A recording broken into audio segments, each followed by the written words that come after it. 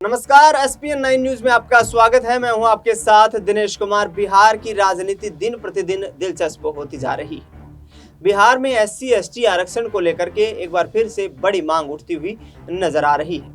आपको बता दें कि बिहार में इस वक्त चिराग पासवान और कहीं ना कहीं नीतीश कुमार के बीच सीधी आमने सामने की टक्कर देखने को मिल रही है, क्योंकि पिछले दिनों पासवान समुदाय के कई यहाँ पर सामाजिक कार्यकर्ताओं ने एक मांग की, एक प्रदर्शन किया, एक यहाँ पर आक्रोश दिखाया राज्य सरकार के खिलाफ कि चौकीदारी और दफादारी की नौकरियों में 80% आरक्षण पासवान समाज के लिए सुरक्षित आरक्षित किया जाए। और इसको लेकर के पासवान समाज पर जमकर लाठीचार्ज भी हुआ।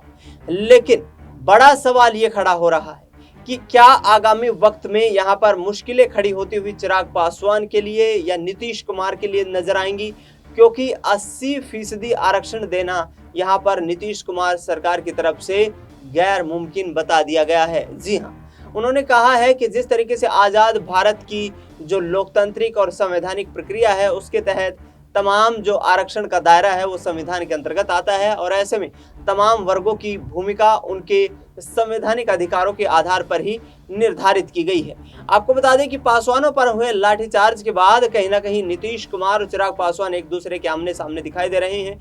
नीतीश कुमार पर पशुपति पारस भी यहाँ पर हमलावर होते हुए नजर आए। पशुपति पारस ने साफ तौर पर यह कहा कि जिस तरीके का यहाँ पर माहौल देखने को मिल रहा है वो माहौल अनुकूल नहीं है, यानी कि उस माहौल को देखते हुए आगामी वक्त में बिहार की राजनीति में बड़ा सियासी परिवर्तन देखने को मिल सकता है। चिराग पासवान ने कहा कि समाज की लड़ाई लड़ने के लिए हम कभी भी पीछे नहीं हटे हैं, और आगामी वक्त में भी कितनी भी बड़ी लड़ाई क्यों न लड़नी पड़े, हम उस लड़ाई को लड़ने के लिए तैयार हैं, और तमाम जो मांगे हमारी हैं उसको केंद्र सरकार और राज्य सरकार के समक्ष भी पेश करेंगे और आगामी वक्त में जीत भी दर्ज करेंगे। यानी कि साफ तौर पर कहीं ना कहीं ये संकेत देने का प्रयास किया जा रहा है यहाँ पर चिराग पासवान की तरफ से कि यदि पासवानों को उनकी मांगों के अनुरूप जो है आरक्षण नहीं मिल पाता है तो ऐसे में एक बड़ा वर्ग, एक बड़ा समुदाय यहाँ पर नीतीश कुमार सरकार के खिलाफ खड़ा हो जाएगा, और ऐसे में आगामी वक्त में नीतीश कुमार के लिए मुश्किलें भी बढ़ती हुई नजर आ सकती हैं। लिहाजा आगामी वक्त में बिहार में विधानसभा के चुनाव होने वाले हैं। 1 साल से भी कम वक्त बचा है जब बिहार में विधानसभा के चुनाव होंगे, और ऐसे में यदि चिराग पासवान नीतीश कुमार को झटका देते हुए नजर आते हैं या बिहार में एनडीए गठबंधन जो है उसमें टूट देखने को मिलती है, तो ये बड़ा झटका कहीं ना कहीं भारतीय जनता पार्टी नीतीश कुमार के लिए स्वयं हो सकता है। तेजस्वी यादव इस वक्त नेता प्रतिपक्ष की भूमिका बिहार विधानसभा में निभा रहे हैं। उन्होंने नीतीश कुमार पर हमला बोलते हुए साफ तौर पर कहा है कि जिस तरीके के फैसले नीतीश कुमार सरकार के द्वारा लिए जा रहे हैं वो फैसले यहाँ पर कहीं ना कहीं जो है गलत तरीके से पेश किए जा रहे हैं। भारतीय जनता पार्टी के दबाव में यहाँ नीतीश कुमार सरकार चला रहे हैं। भारतीय जनता पार्टी के हाईकमान ने नीतीश कुमार को हाईजैक कर लिया है। पिछले वक्त में हमने देखा कि नीतीश कुमार चुनाव के दौरान जिस तरीके से बड़े बड़े वादे करते हुए नजर आए, जिसमें उन्होंने बिहार को विशेष आर्थिक पैकेज दिलाने की बात की और विशेष राज्य का दर्जा दिलाने की बात की, लेकिन दोनों मोर्चे पर नीतीश कुमार फ्लॉप हो चुके हैं। तेजस्वी यादव ने यहाँ पर हमला बोलते हुए ये भी कहा है कि नीतीश कुमार को सत्ता से बेदखल करने के लिए, नीतीश कुमार का सियासी प्रभाव कम करने के लिए भारतीय जनता पार्टी लगातार तमाम जो छोटे दल हैं उनको मजबूत करती हुई नजर आ रही है। आपको बता दें कि चिराग पासवान पर हमला बोलते हुए तेजस्वी यादव ने इसलिए कहा है क्योंकि तेजस्वी यादव का साफ तौर पर कहना है कि जिस तरीके का माहौल देखने को मिल रहा है वो माहौल आगामी वक्त में नीतीश कुमार के अनुकूल नहीं रहने वाला है। यानी कि नीतीश कुमार को अब आगामी वक्त की राजनीति को यदि साधना है तो बड़े कदम उठाने पड़ेंगे। बीजेपी के खिलाफ यहां से बड़ी रणनीतियां तैयार करनी पड़ेंगी, क्योंकि साफ तौर पर यह कहा जा रहा है कि जिस तरीके के फैसले यहां लिए गए हैं वो फैसले निश्चित तौर पर कहीं ना कहीं बिहार के लोगों के हितों में नहीं है। तेजस्वी यादव ने यह भी दावा कर दिया है कि आने वाले वक्त में हम बिहार में पूर्ण बहुमत की सरकार बनाने वाले हैं। पूर्ण बहुमत की सरकार बनाने का मतलब ये है कि इस वक्त हमारे पास लोकसभा में 4 सांसद हैं। पूरे इंडिया अलायंस की बात करें तो 10 लोकसभा सांसद हैं, यानी कि 10 सीटें जीत करके आई हैं। बीजेपी को 9 लोकसभा सीटों पर करारी हार का सामना 2019 के लोकसभा चुनाव के बदले देखने को मिला है। और ऐसे में 9 सीटें कम हो जाना यानी कि करीब 80 विधानसभा सीटों पर इसका प्रभाव पड़ा है और बिहार में आगामी वक्त में जो जनता है वो परिवर्तन की मांग कर रही है।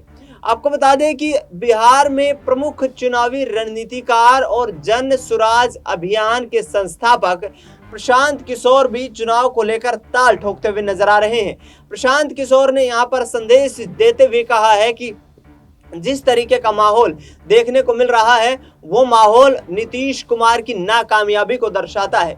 उन्होंने कहा कि नीतीश कुमार ने बिहार में जो प्लान है उसको रोकने के लिए कोई काम नहीं किया है। बिहार में इंफ्रास्ट्रक्चर की कमजोर हालत है, बिहार में फैक्ट्रीज नहीं लग रही हैं, बिहार के तमाम जो मजदूर हैं वो दूसरे राज्यों में मजदूरी करने के लिए मजबूर हैं और ऐसे में नीतीश कुमार सिर्फ सत्ता के मोह के लिए तमाम गठबंधन करते हुए नजर आ रहे हैं। प्रशांत किशोर ने यह भी कहा है कि आगामी वक्त में युवाओं को जन सुराज पार्टी जो है ये मौका देने वाली है। करीब 100 सीटों पर चुनाव लड़ने की मांग यहाँ पर बात वो करते हुए नजर आ रहे हैं और ऐसे में बिहार में एक तीसरा मोर्चा जो है वो बनता हुआ नजर आ रहा है, क्योंकि एक तरफ एनडीए गठबंधन जिसमें उपेंद्र कुशवाहा, नीतीश कुमार, भारतीय जनता पार्टी, जीतन राम मांझी और पशुपति पारस जैसे जो नेता है वो शामिल हैं, तो दूसरी तरफ एनडीए अलायंस में यहाँ पर इंडिया अलायंस में जिस तरीके से कांग्रेस पार्टी, आरजेडी और तमाम वाम दल शामिल हैं, वो कहीं ना कहीं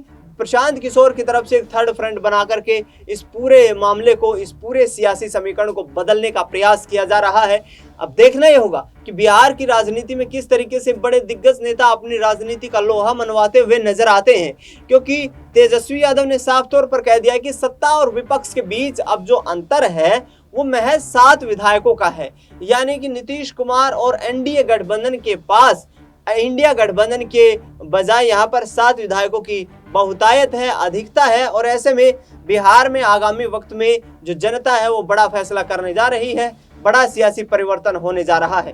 यानी कि साफ तौर पर यह कहा जा रहा है कि आगामी वक्त की राजनीति को साधना नीतीश कुमार के लिए इतना आसान नहीं है। नीतीश कुमार ने पिछले 18 साल से जो राजनीति की है उसको कहीं ना कहीं अब खत्म करने का वक्त आ गया है। तेजस्वी यादव कहते नजर आ रहे हैं कि पिछले 18 सालों में बिहार में बीजेपी ने मिलकर के यहाँ पर 15 साल सरकार चलवाई है, सिर्फ 3 साल आरजेडी के साथ सरकार चल पाई है और ऐसे में बिहार की बदहाली का जिम्मेदार भारतीय जनता पार्टी और नीतीश कुमार है। तेजस्वी यादव हमलावर होते हुए नजर आ रहे हैं। ऐसे में क्या आगामी वक्त के सियासी समीकरण बदलते हुए नजर आएंगे? क्या भारतीय जनता पार्टी यहां पर सत्ता से रुखसत होती हुई नजर आएगी? क्योंकि प्रदेश अध्यक्ष का बदलाव करके भाजपा ने यह संकेत जरूर दे दिए हैं कि हाईकमान ही एनडीए गठबंधन के तमाम फैसले बिहार में विधानसभा चुनाव के दौरान लेने वाला है। नीतीश कुमार और चिराग पासवान के बीच जो सियासी सरगर्मियां बढ़ती हुई नजर आई हैं, उन सियासी सरगर्मियों को देखते हुए क्या आगामी वक्त की राजनीति परिवर्तित होती हुई नजर आती है? क्योंकि प्रधानमंत्री नरेंद्र मोदी से करीबियां बढ़ाने की कोशिश चिराग पासवान करते हुए नजर आ रहे हैं, तो क्या नीतीश कुमार को दूर रखकर सत्ता से हटा करके यहां चिराग पासवान के सहारे बीजेपी अपना ताना बाना बुनती हुई नजर आएगी और बिहार में क्या बड़ा सत्ता का तख्ता पलट होता हुआ नजर आएगा? फिलहाल इस खास कार्यक्रम में इतना ही। देश दुनिया की तमाम बड़ी खबरों के लिए आप देखते रहिए SPN 9 न्यूज।